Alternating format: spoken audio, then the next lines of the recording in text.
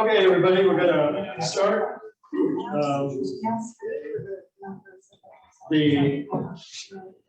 As the last Thursday night thing was ending, I forgot this, and I heard somewhere that there's two ways to argue with a woman. And you guys just know neither one of them work.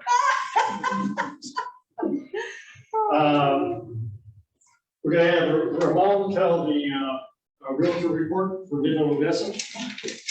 He's the realtor you want to talk to if you're going to be buying with him.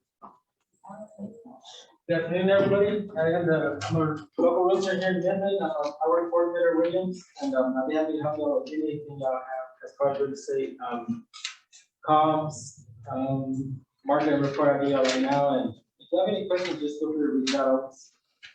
The numbers in Midland, we've got 445 active listings, and we have 143 that sold last month.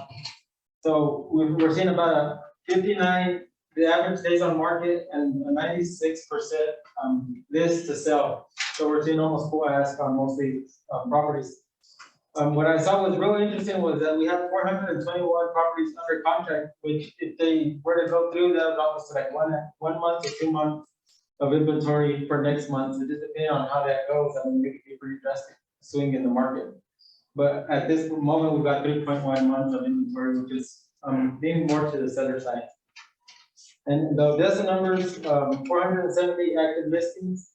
We've got 106 that sold in the last 30 days, 56 average days on market. They've got actually 105% list to sell. So I mean, the market's really on the sell side in Odessa. We're seeing about 300 under contract or contingent, and then we've got about 4 months of supply in Odessa. Do you have any questions about the market report? I mean, anything that you're seeing in the market that's happening at the moment? Oil's at 95. And that's probably a huge indicator is that oil is getting go over $90 a barrel. So I mean, the market, we just saw a whole lot of people just very optimistic about the market, and we see, I mean, just a big seller's market in the next 2 months is what I'm expecting. So, yeah. And going talking about oil, when Biden took office, he made it so that there was no drilling on public land. Yeah. And almost all of New Mexico is public land. Yeah. So that was good for Texas because almost all of our oil was private land, and he doesn't control that. So there's going to be a shortage because they're not drilling on the other oil land, and we can drill all we want over here. So we should be able to get our prices up.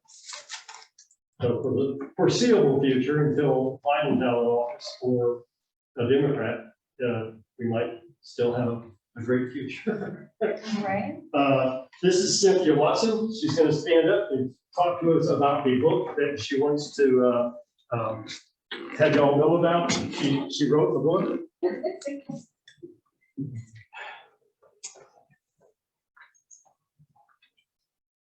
Hello, everybody. I'm Cynthia Hunter, and when I'm not doing, I have 21 rentals here in Midland, and I've been here 7 years.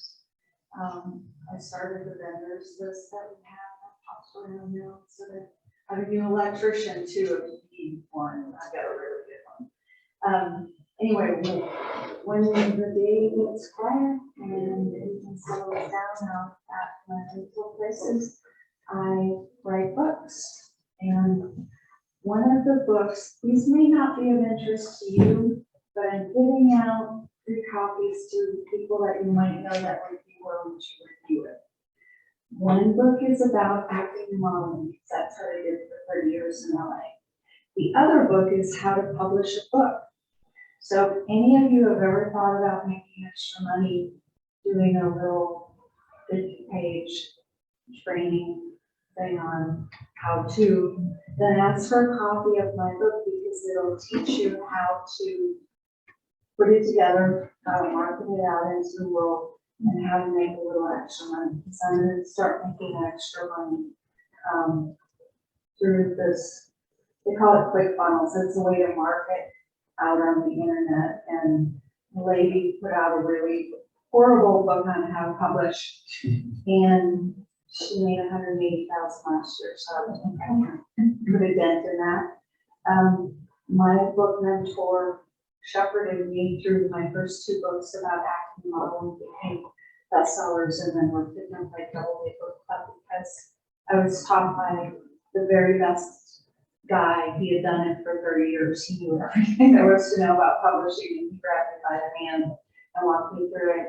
And unfortunately, we lost him in 2015.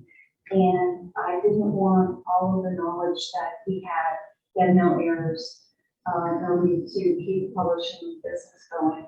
So I talked to him, and I'm bringing the torch for him to have all that information go forward, not be lost to the world. So if you feel like you have like a small report or a book or something like that, or you know somebody that does, get with me after class, and or if you know somebody that's going to try to break in the show business, get with me about that. I'd be happy to give out free copies in exchange for a good review. Well, not a good review, an honest review. You know, if it's bad, I want to know so I can fix it. Let's hope it's not. I spent the last 6 months of my life doing this. So thank you very much, you guys. Glad you're all here. Cynthia has an RV department. She's always willing to help people. She has several different contractors that she always hooks us up with. So, you know, if you're into RVs and stuff like that, then definitely give Cynthia, if you can help her out with a book, do that. If you know of anybody. Yeah, I have 3 houses out there. I renovated 2. Very cool. And I Yeah. fixed and flipped a house, my dad's house up in Minnesota. He passed away, and it was his greatest asset. There was no way I was gonna let it go for 305 to the as-is bidder. Put 40,000 into it and flipped it to the third person that looked at it for 415. So I added an extra $10,000 to each sibling's bottom line. So I know a little about a little. A lot about nothing. And this is Laura Dressen. She's 20 years old, and she has 6 properties already. Holy And cow. the thing I want y'all to take away from tonight is networking and talking to each other. There was, I forget who it was, but somebody back in the Christmas party told me that he had a place out in the country here in Midland that was 160, I think he said, and could have sold it after he fixed it up for 290 or something. It was going to take like 30,000 to fix it up, but his hard money lender wouldn't lend outside the city limits. And I was sitting there with $300,000 to lend, but he didn't know that, and I didn't know he had the house. So he didn't get his house, I didn't get my money to work. So let's start talking to each other and doing deals together and making it happen, because that's how you get real estate going. And that's what I'd like to see for our group more, is to work with each other. Arno here, I'm gonna go out with her Thursday and we'll see if we can't get her first deal for her. Aw. And we'll see. Okay, Laura, speak nice and loud because I think you're just coming through on my laptop. Okay, can you actually allow me to share my screen because I have a presentation Yeah, I'll prepared? make you the host. I was looking to make you the guest host, but the free copy doesn't let you do that. So you are now the Okay. host. Okay, perfect.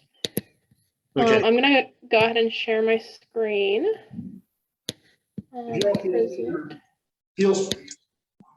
Feel free to bring your chairs up. Look at the seat to the whole. Okay. Can you guys see my screen now? Yes, we can, Missy Moodle. Okay, perfect. Yeah, so my name is Laura Dressman. I'm located in Cincinnati. I'm 20 years old, and I actually only currently have 2 rental properties, and I have done a couple of hard money loans though. Yeah, and I have my email address and my phone number there, so feel free to give me a call, shoot me an email, anything afterwards if you have any more questions or anything. So kind of my story is, my dad is very active in real estate. He's been doing real estate for the past 30 years or so. And I've always kind of grown up around it. I would drive around on Fridays and go pay the guys, and I played with lock boxes, kind of sort of thing. Um, and I always said I wanted to do real estate when I got older. But my actions kind of when I was, after I graduated high school, started college, didn't really reflect that. I did some stuff for my dad. I worked for him over the summers. I cut grass, stuff like that. But I wasn't like, I didn't really know what next step I needed to take to be able to invest in real estate. So in December of 2020, I went to a mastermind that my dad is a part of. There's about 20 other people or so that are a part of that. And that was for 5 days in Florida. And everybody there basically told me that I should look into doing wrap lending. I was super intrigued. And because I was hearing it from somebody else other than my dad, I kind of took it to heart and was like, okay, I'm going to do this. And so I completed my first wrap loan in February of 2021. I then bought my first house in July of last year, and I actually just bought my second one in December. So I'm going to kind of walk through those 3 deals and kind of what I learned, how I did them, and kind of how you guys can start to do something similar. So first of all, the first deal I did was a wrap loan, and kind of the first thing to understand is what a wrap loan is. A wrap loan is a loan that's made in conjunction with another underlying loan. So basically, in order to do a wrap loan, you have to have an underlying loan. And a wrap loan is a loan that's made at a slightly higher interest rate than the underlying loan. And you can do this you can apply this in many different ways. You can wrap kind of like a first position, like homeowner loan type deal, or you can make both an underlying and a wrap loan using somebody else's money for the underlying loan. And then the rate that's charged to the borrowers is at the higher interest rate for the whole amount, not just the wrap loan, which basically means that the wrap loan ends up getting the spread on the underlying loan. I have another example up here, kind of talk this through. So if you had $100,000, or if somebody wanted to borrow $100,000 and you had $10,000 yourself, and you would have told them that you would lend at 15% and 5 points, which is what I lend my money at, and they agreed to that, but you only had the $10,000, what you would want to do is you would want to go and find another person with $90,000 to supply the rest of that funding. And what you would do is you would pay that underlying lender less than the 15%. My underlying lenders get 10% interest and 2 points. So what I'm making on the loan is the spread. So I'm making 5% on somebody else's money and 3 points on somebody else's money, in addition to the 15 and 5 that I'm making on my own money. So really the real power here isn't the 15 and 5, it's the 15 and 5 in conjunction with making the spread on the other person's money. So my first deal, after that December mastermind, I was like, okay, I'm gonna go get this done. I'm gonna do a deal. I'm going to figure out how to do this wrap loan type situation. So I went on the exchange meeting, the haves and wants call for my local RIA. And each week from mid-December until I finally had somebody who wanted money, I made my pitch. And so finally somebody called me and said, I have this condo that I'm looking to buy, but I don't have all the funding. So I got some basic information and I set up a time to go look at the property. The property was a 2-bedroom, 1-bath condo. The purchase price was $50,000, rehab was going to be $15,000, and then the ARV was going to be $90,000. So very safe margins there. I think that follows the 70% minus repairs rule. And with my loans, I require all my borrowers to put up 20% of their own money just so they have some skin in the game. And these borrowers were willing to do that. So they put up $13,000 of their own money. So ultimately they needed $52,000. And they said they needed the money for 6 months. As you can kind of see by those pictures there, it was very much just a cosmetic rehab. It needed a new kitchen, bathroom, carpet, paint. Some of the windows needed to be repaired, that sort of deal. So 15,000 was definitely very reasonable for that. So I had $5,000 of my own money, and I had borrowers that had agreed to pay 15% interest and 5 points. And I had what I would consider a very wrappable deal. I needed the 47,000 more to accomplish this deal and get this done. So I called my one friend Bill, who I had met at this mastermind. He teaches a couple of classes and is very famous for door knocking. And so I sent him over the property information. He was very interested. And then we negotiated the terms. So since this was my first loan that I was doing, he was like, okay, what can you give me?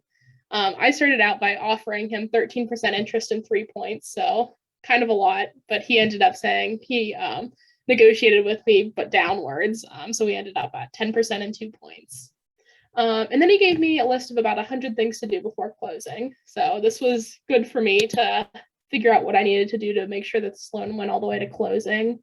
I think the biggest thing was reading the condo rules and annotating those, basically putting the condo rules into plain English. If you're ever dealing with like a condo association or an HOA or anything like that, I think this is very important to know what you can and cannot do. I had to talk to some neighbors. I had to figure out the borrower's plan, the draw schedule, stuff like that. As the wrap lender, the burden of basically everything is on you. You have to create the notes and mortgages, closing instructions, follow up with the borrowers, make sure everything is going all right, and then keep the underlying lenders informed. So the underlying lender's main role is just to provide that funding. You as the wrap lender are kind of doing everything else. You want to make the underlying lender's life as easy as possible.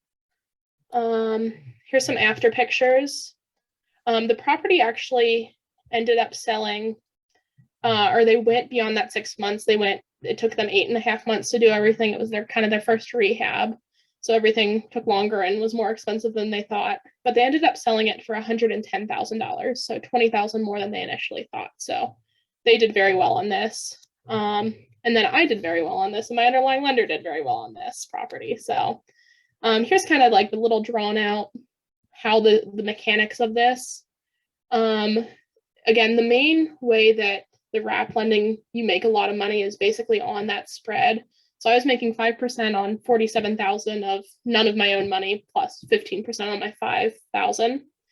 And then the other big thing was the 3 points on $47,000. That ends up being actually a decent amount of money. So the total profit to each person, Bill ended up making almost a 7% return over 8.5 months. And I ended up making $5,682.80. In reality, I actually ended up making slightly over $6,000. But for the purpose of this, I wanted to kind of be able to break down who received or where the money was coming from.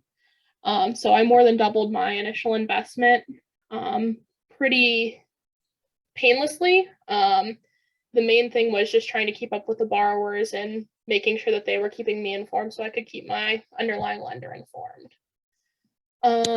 Overall, this worked out well because I have more time than money, so I'm able to go and follow these borrowers around and kind of babysit them. Whereas my friend Bill has more money than time, so he wants to be able to put his money to work and not have to think about it. I was in second position, so with a wrap loan, the underlying lender's in first position, the wrap lender's in second position. So the wrap lender is in a less secure position, but because hypothetically you're controlling the deal and making sure everything's going well, you're going to be fine if you do everything properly.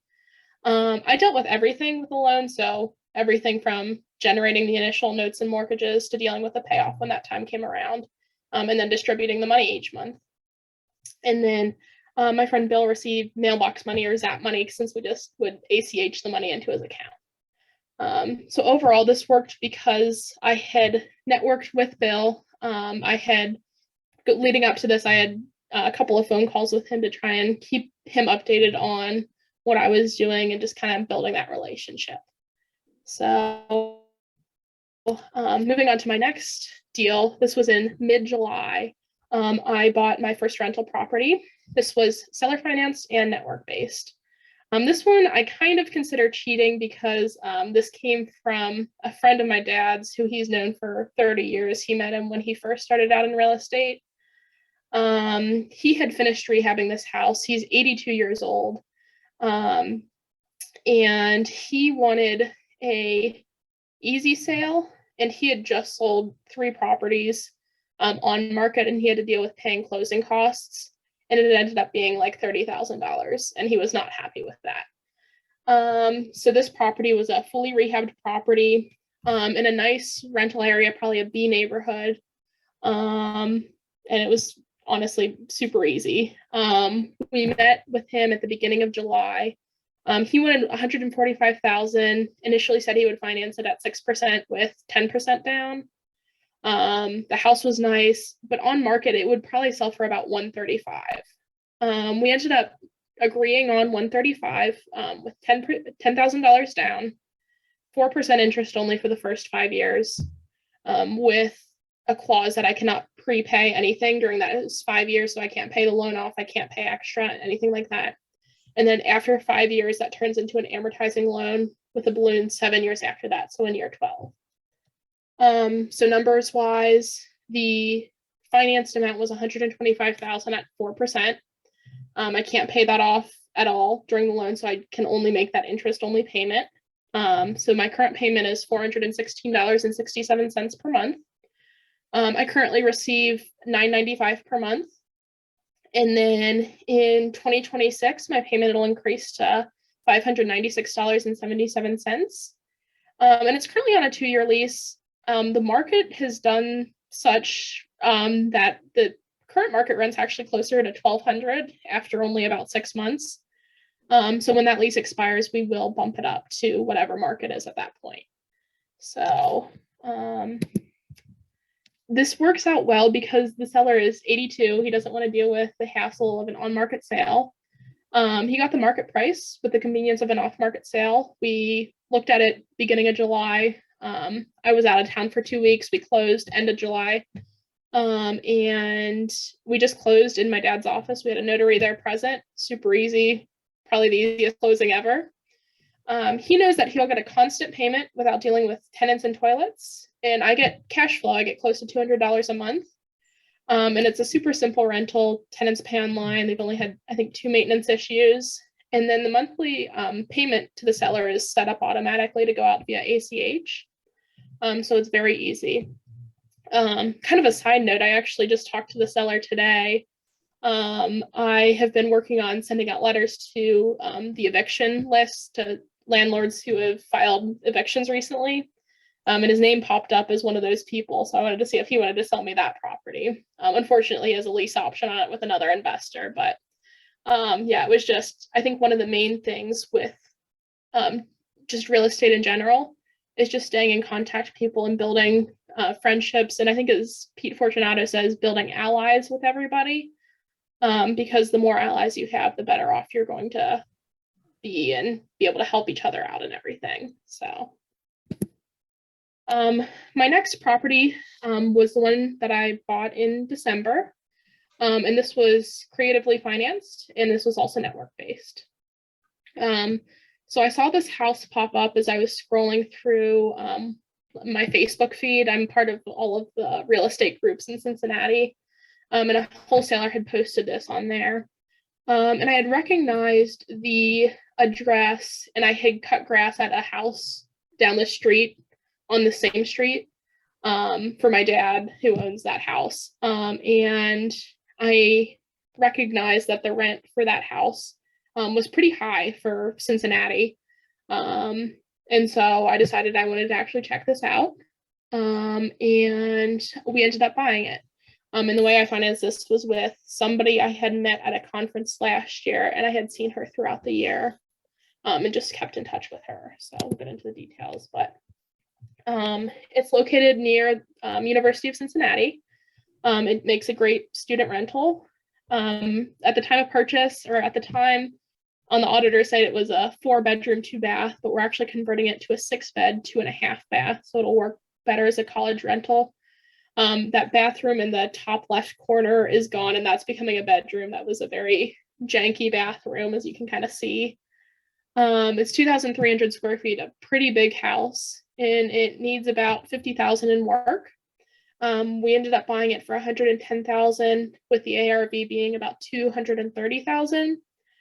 The rent estimate, I put 2,200. I'm guessing this upcoming school year, we're probably going to get about $2,000 for it, just because we're renting it so late in the season. And I think in future years, we actually might be able to bump it up to closer to 2,400. But we'll just kind of play with that and see. So it basically needed, we're moving the kitchen to a different room. We're moving it forward in the house. And the room that was the kitchen is becoming a bedroom. We're moving a bathroom from the 3rd floor down to the 1st floor. It needed new windows, new roof, new bathrooms completely, a bunch of new drywall and stuff like that. So it is a pretty extensive rehab. And so after I had looked at it and decided I wanted to go through with this, before I made the actual kind of binding offer, I called this one person I had met at the conference, and I proposed that she would put up the full 160,000, so for the purchase and rehab. And I would bring the people needed to do the rehab. I would manage the property and everything like that.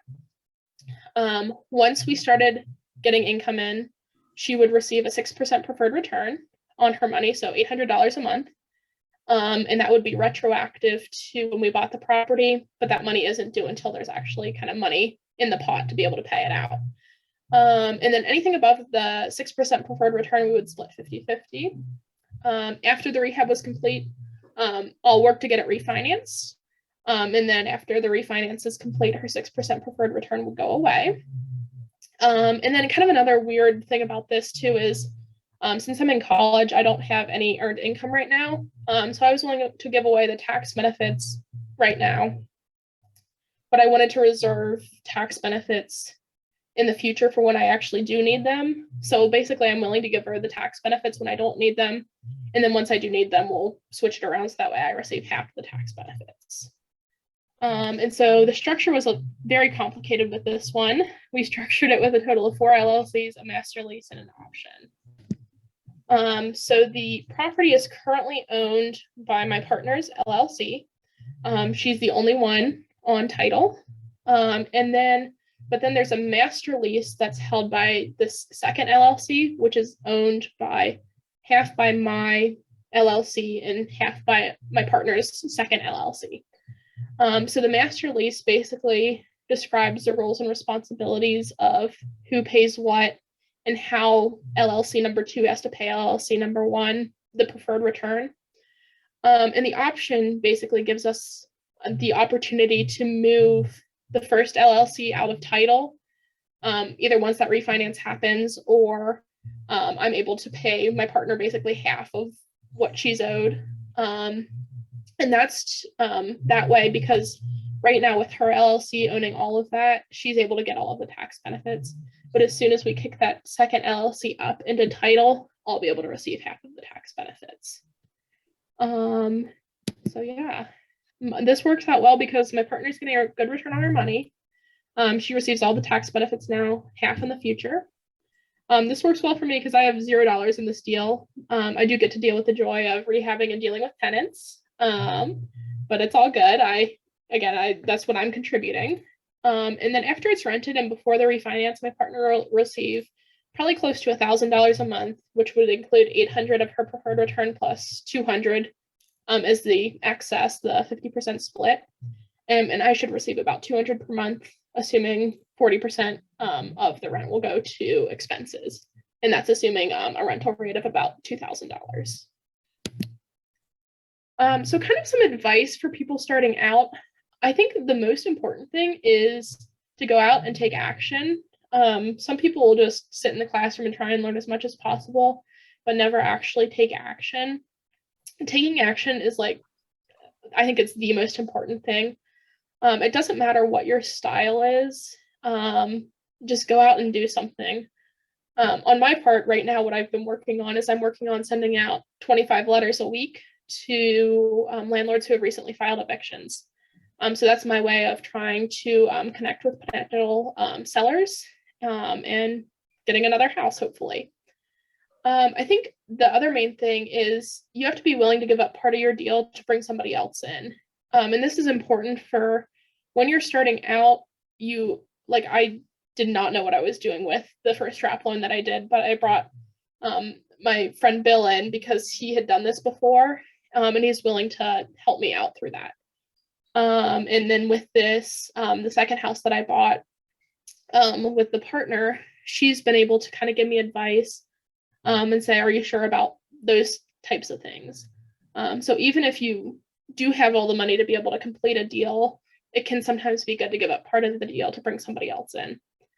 And finally, getting educated is important so you can kind of know what you're doing and you don't run into mistakes. But part of that would be bringing somebody else in to help you out and kind of look over your shoulder and make sure you're not screwing anything up majorly.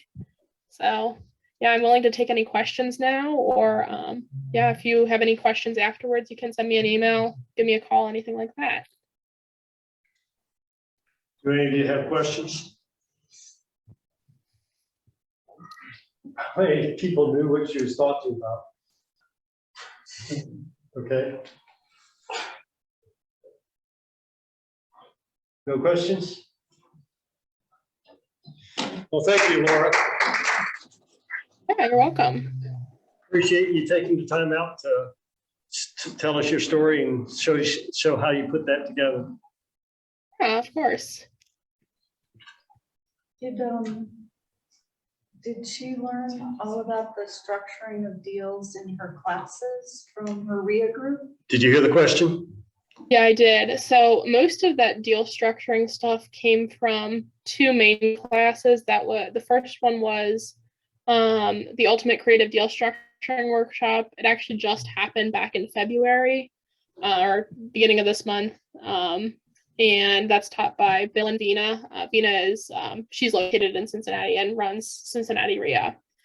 And then the second class is called Wetbox. And that was taught by Bill Cook and Pete Fortunato. I think it's being taught by Bill and somebody else now. But those were the two main ones.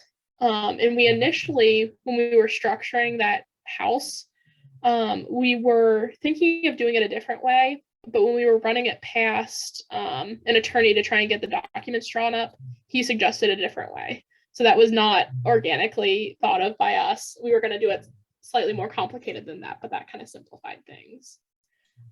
So having a reputable and knowledgeable attorney who knows stuff about real estate can be helpful too. Right. Anybody else?